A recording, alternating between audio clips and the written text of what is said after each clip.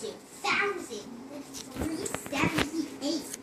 New York, 18,976,457.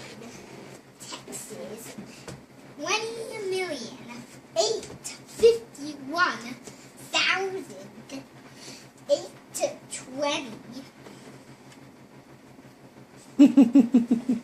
Those are most populous U.S. states in their population in the year 2000 AD.